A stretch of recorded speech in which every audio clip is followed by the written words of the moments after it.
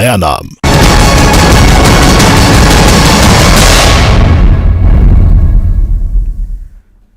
नमस्कार, सिटी 89 देख रहे हैं आप। मैं हूं आशीष त्रिपाठी आपके साथ और भोपाल से आ रही है अहम खबर। आपको बता दें, मध्य प्रदेश में मॉनसून का स्ट्रांग सिस्टम एक्टिव हो चला है और प्रदेश के 36 जिलों में तेज बारिश को लेकर अलर्ट जारी किया गया और अगले 24 घंटे में भारी बारिश का अलर्ट जारी किया गया। इंदौर, भोपाल, जबलपुर में तेज बारिश को लेकर अलर्ट जारी किया गया। उज्जैन, श्योपुर, सीहोर, रायसेन में ऑरेंज अलर्ट जारी किया गया है। नर्मदापुरम, नरसिंहपुर, दमोह में ऑरेंज अलर्ट जारी किया गया है। आपको बता दें कि तेज बारिश की संभावना है 36 जिलों में। आने वाले 24 घंटे महत्वपूर्ण रहेंगे क्योंकि भारी बारिश होने की जानकारी मिल रही है। पूर्वानुमान मौसम विभाग की तरफ से जताया गया है, जिसमें अगर बात करें आज के अगले 24 घंटे की, अब किस तरह से मौसम रहेगा, तो उज्जैन, श्योपुर, सीहोर, रायसेन में ऑरेंज अलर्ट जारी किया गया है। तो इससे आप अंदाजा लगा सकते हैं कि किस तरह की बारिश यहां हो सकती है, क्योंकि नर्मदापुरम, नरसिंहपुर, दमोह में भी ऑरेंज अलर्ट जारी किया गया है।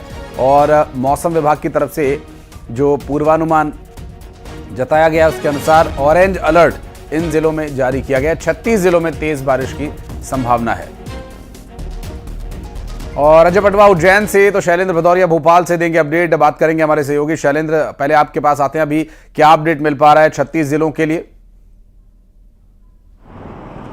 देखिए, बिल्कुल जिस तरीके से कल मौसम विभाग ने मध्य प्रदेश में अगले 3 दिन के लिए ऑरेंज अलर्ट जारी किया था, उन जिलों की संख्या 24 थी, लेकिन आज जो अलर्ट जारी किया गया उसके अनुसार अब संख्या बढ़कर 36 हो गई। यानी मध्य प्रदेश में एक बहुत ही स्ट्रॉन्ग सिस्टम इस समय जो है वो एक्टिव हो चुका है और यही कारण है कि संपूर्ण मध्य प्रदेश में देखिए लगभग 36 जिले जो है वो ऑरेंज अलर्ट उसमें जारी किया गया है। और 36 जिलों के अलावा जो विशेष जिले हैं उसमें भी बारिश होगी, लेकिन ये 36 जिले ऐसे हैं जहाँ हैवी रेन के अलर्ट जो है वो मौसम विभाग ने जारी किया है। तो पूरे मध्य प्रदेश में इस समय लगातार झमाझम बारिश का दौर जारी और कई इलाके ऐसे भी हैं जहां बारिश जो है वो लोगों को परेशानियों का सबब भी बन रही है। और जिस तरीके से मौसम विभाग ने कहा कि लगभग देखिए 50 दिन से अधिक का समय जो है वो मध्य प्रदेश में मानसून को हो गया और सावन का महीना आज से शुरू हो गया है और सबसे अधिक बारिश जो है वो सावन के महीने में ही देखने को मिलती है। और आज की अगर मैं बात करूं तो सुबह भी राजधानी भोपाल में लगातार बारिश हुई। हालांकि अभी थोड़ा सा मौसम खुला नजर आ रहा है, लेकिन कल भी जिस तरीके से हमने देखा कि रुक रुक के लगातार बारिश होती रही, कुछ घंटे मौसम खुलता है लेकिन उसके बाद फिर तेज बारिश होने लगती है। तो मध्य प्रदेश के न केवल राजधानी भोपाल का इलाका हो, चाहे वह जबलपुर हो, होशंगाबाद हो या फिर ग्वालियर चंबल संभाग का इलाका हो, मालवा निवाड़ का इलाका हो, पूरा संपूर्ण मध्य प्रदेश में लगातार 24 घंटे में हैवी रेन का अलर्ट जो है वो मौसम विभाग ने फिलहाल जारी किया है। और ये अभी 24 घंटे का अलर्ट है। देखिए आने वाले समय में इस तरह के अलर्ट और भी हो सकते हैं। मौसम विभाग कह रहा है कि लगातार जो है वो एक्टिविटीज जो है वो बन रही है और जिसके चलते मानसून जो है अभी आने वाले दिनों में और अधिक सक्रिय भी हो सकता है। जी बिल्कुल, उज्जैन चलेंगे अब शैलेंद्र, जहां अजय हमारे सहयोगी इस वक्त जुड़े हुए हैं। अजय, उज्जैन में किस तरह का मौसम है आज के दिन के लिए, क्या पूर्वानुमान है मौसम विभाग का? ये देखिए, मानसून तो वैसे ही काफ़ी समय से लेट चल रहा है, क्योंकि जिस तरीके से उज्जैन में पिछले 3-4 दिनों से जो बारिश हो रही है रुक रुक के, पर आज जो है सावन का पहला दिन है और जिस तरीके से देर रात से ही लगातार जो है इंद्र देवता की मेहरबानी हुई और जो है सुबह तक जो है अच्छी खासी बारिश हुई है। और इसी के साथ जो है बूंदाबांदी का दौर जो है लगातार जारी है। सावन का महीना है, ऐसे में भगवान इंद्र भी जो है भगवान शिव की जो सवारी निकलेगी उनका स्वागत करने के लिए जो है आए हैं और इस तरीके से लगातार जो है बारिश का दौर जारी है उज्जैन में। और क्योंकि देर रात से ही लगातार बारिश हो रही है, मौसम विभाग की माने तो उनका यही कहना है कि अब लगातार जो है बारिश का दौर जारी रहेगा और उसको लेकर ऑरेंज अलर्ट जारी किया है। और जिस ऑरेंज अलर्ट में उज्जैन और तमाम इलाके जो है वो तबदुर बारिश की आशंका जताई गई है कि अच्छी खासी बारिश होने की संभावना है और जिससे जो है किसानों के चेहरे खिले हुए हैं, क्योंकि लग रहा था कि जिस तरीके से जो मानसून की रूठा हुआ था और जो किसान ने बोई कर दी थी और इसके कारण जो है उनको चिंता सता रही थी कि कहीं ऐसा ना हो कि मानसून की लेट गति के कारण फसलें खराब हो जाएं। लेकिन अब किसान भी जो है इस बारिश के कारण जो है चिंता उनकी दूर हो गई है और जो है बारिश का जो है दौर जारी है और अभी बूंदाबांदी भी अभी लगातार जारी है। जी बहुत शुक्रिया आपका इस जानकारी के लिए अजय। बहुत बहुत शुक्रिया शैलेंद्र आपका भी हमारे साथ जुड़ने के लिए।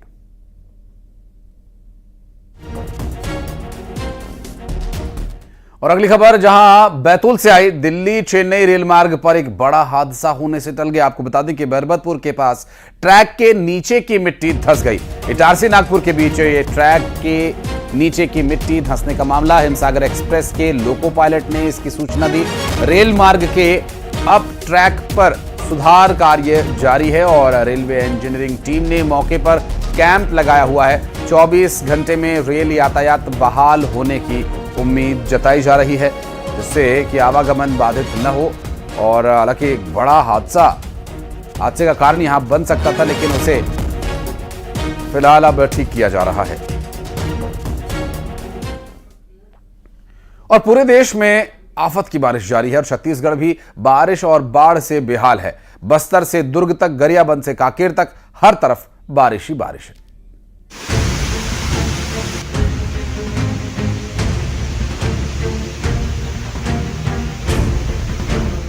छत्तीसगढ़ में बारिश का दौर जारी है। नदी नाले उफान पर हैं।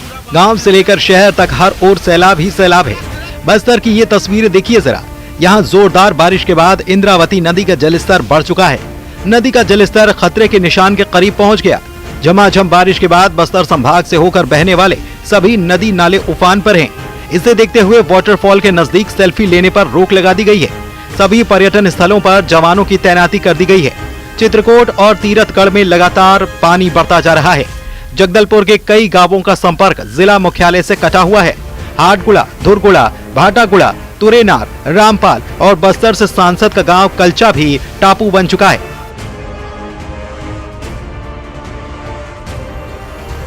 जो भी यहाँ के पर्यटक स्थल हैं, चित्रकूट जलप्रपात, तीरथगढ़ जलप्रपात, बारिश बढ़ गई है तो उसमें पानी भी काफ़ी बढ़ गया है और उसको देखने के लिए लोग जगह जगह से आ रहे हैं। इसको देखते हुए पहले भी हम लोगों ने एहतियातन फोर्स तैनात करके रखा है इन इलाकों में, पर कोई दुर्घटना ना हो इसके लिए पब्लिक को भी जिम्मेदारी लेना होगा कि जब भी वो ऐसे स्थल में जाएं तो एक सेफ दूरी बना करके ही नज़ारे का आनंद लें।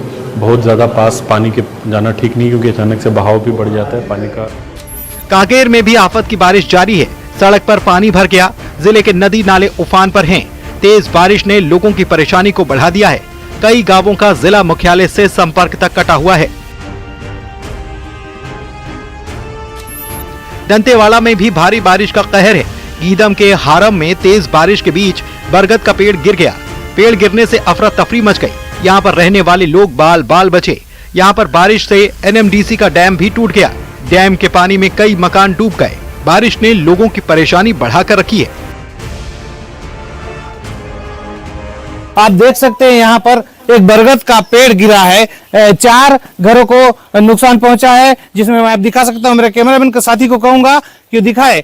रात को 3 बजे रात को जार गिरा, तो हम लोग नींद में थे। तब पूरा सामान खराब हो गया। बाइक में कुछ भी नहीं है, पूरा लॉसकन हो गया मेरा।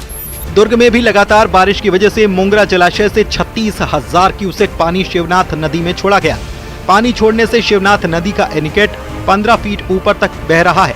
एनीकट के 8 गेट खोले गए। नदी के किनारे के गांवों को अलर्ट किया गया है और गांवों में मुनादी कराई जा रही है।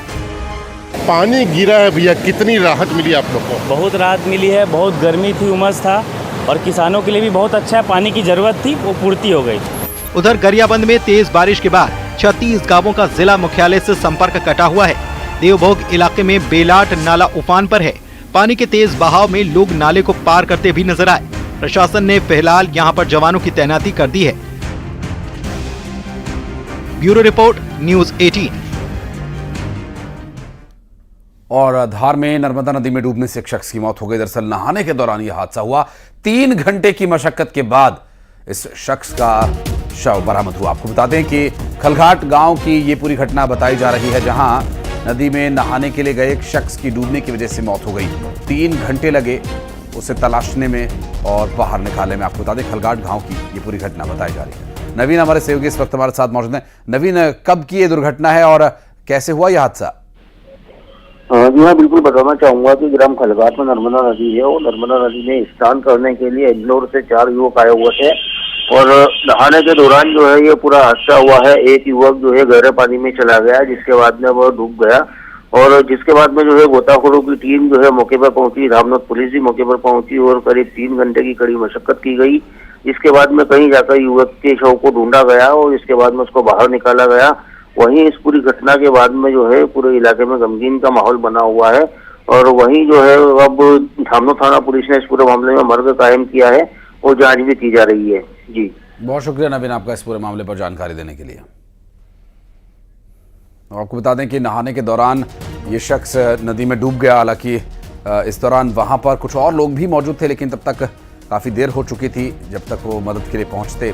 खलघाट गांव की ये घटना, जहां नहाने के लिए गए नदी में शख्स के डूबने की वजह से मौत हो गई और इस हादसे में अभी तक जो जानकारी मिल रही है उसके अनुसार करीब 3 घंटे लगे उस शख्स के बॉडी को तलाशने में। नर्मदा नदी में डूबने की वजह से शख्स की जान चली गई थी।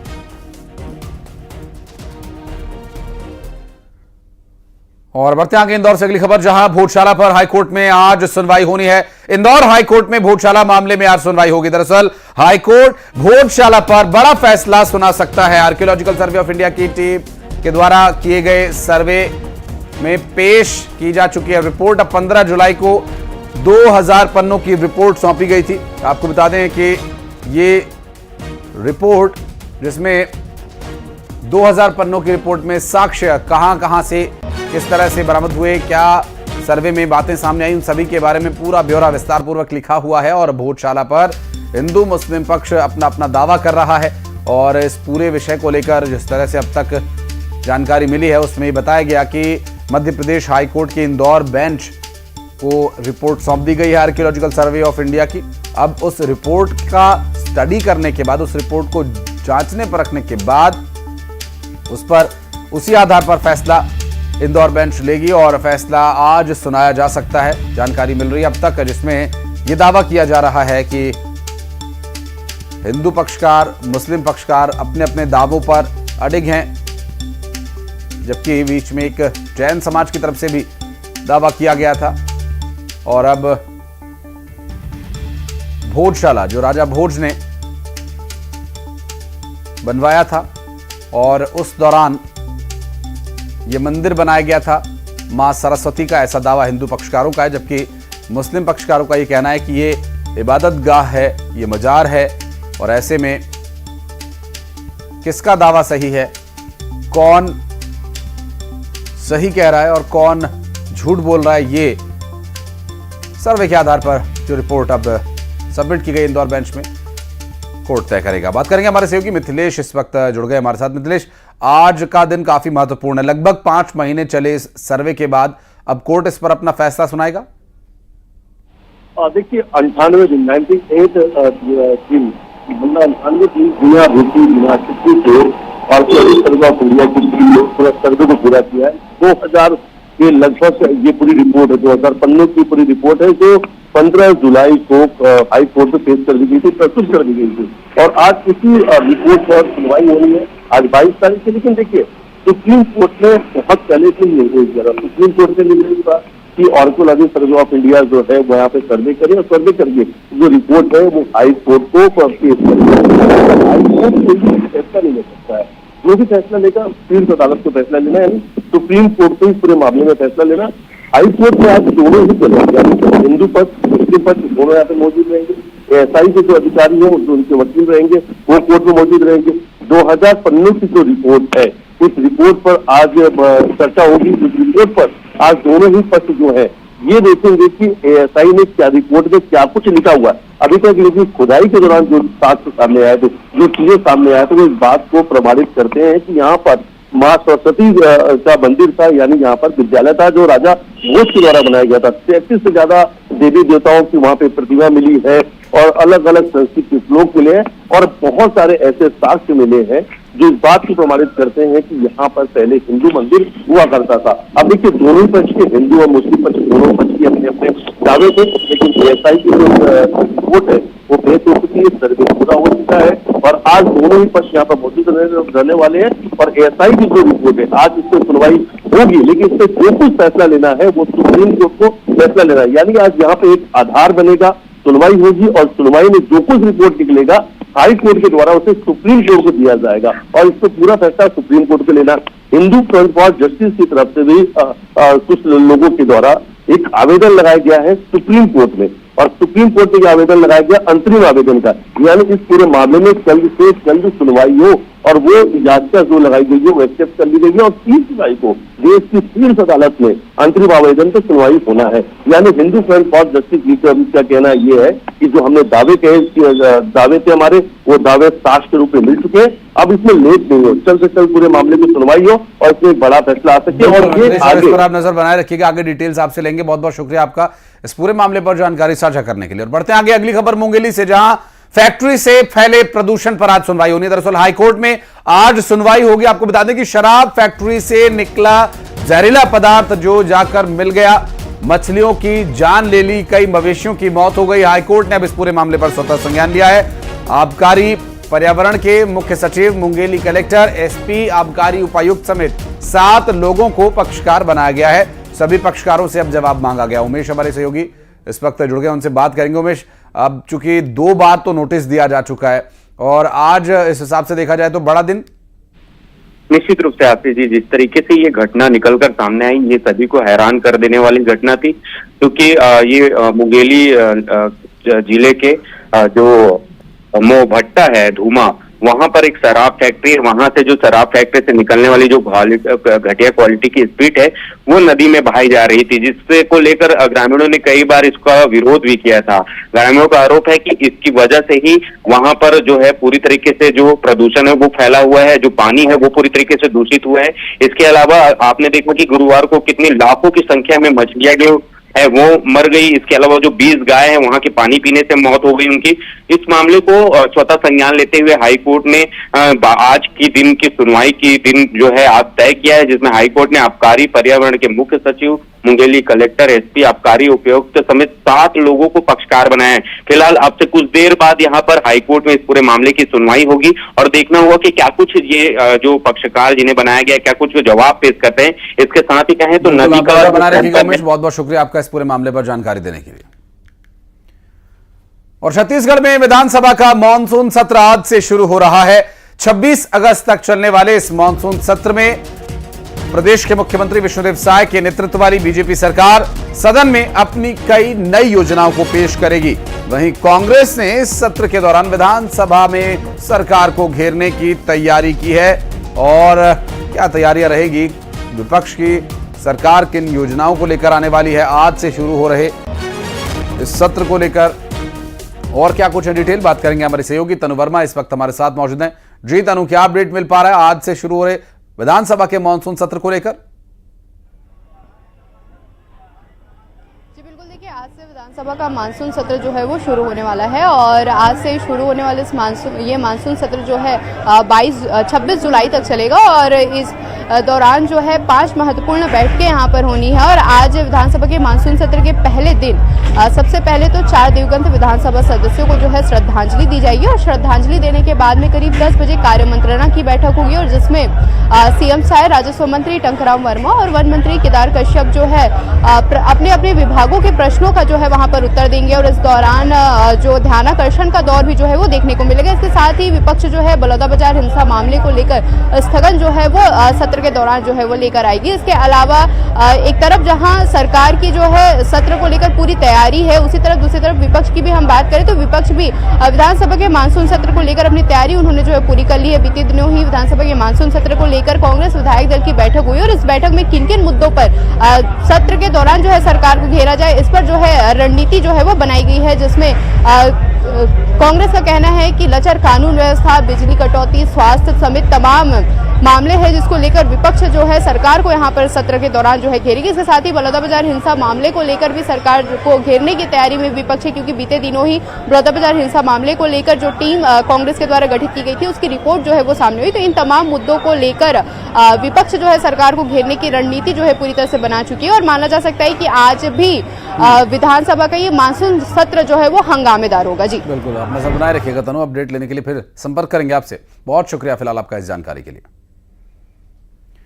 और बढ़ते आगे, जम्मू कश्मीर के राजौरी में आतंकियों से मुठभेड़ लगातार जारी है। राजौरी में सेना ने एक आतंकी को ढेर कर दिया और आतंकियों ने सेना की चौकी पर हमला किया था। गुड्डाख्वास इलाके में ये चौकी बनी हुई है जिस पर हमला किया गया था और 10 दिन पहले ही गांव में सेना ने चौकी बनाई थी और इस चौकी को उखाड़ फेंकने के इरादे से आए नापाक इरादे रखने वाले इन आतंकवादियों का खात्मा करने के लिए पूरी तरह से तत्पर है सेना के जवान। जम्मू कश्मीर पुलिस और राजौरी से ये जानकारी मिल रही है जहां पर आतंकियों पर अब प्रहार जारी है।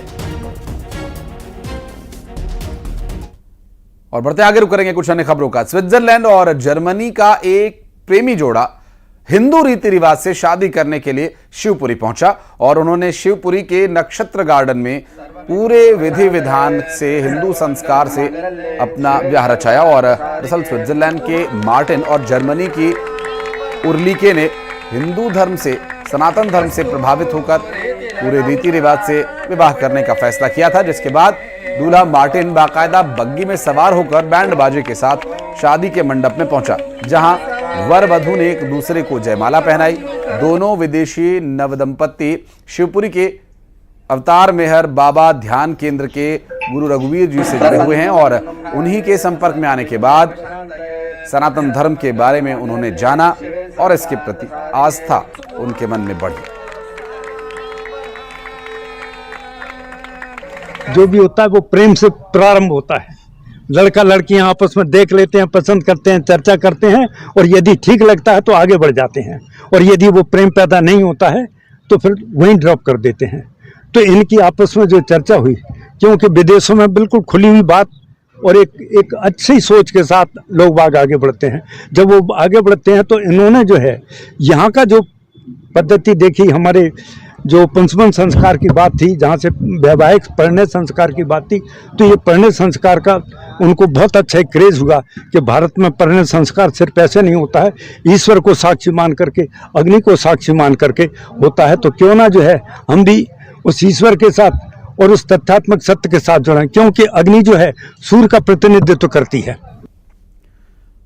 और बढ़ते आगे फटाफट अंदाज में 20 बड़ी खबरें आपको दिखा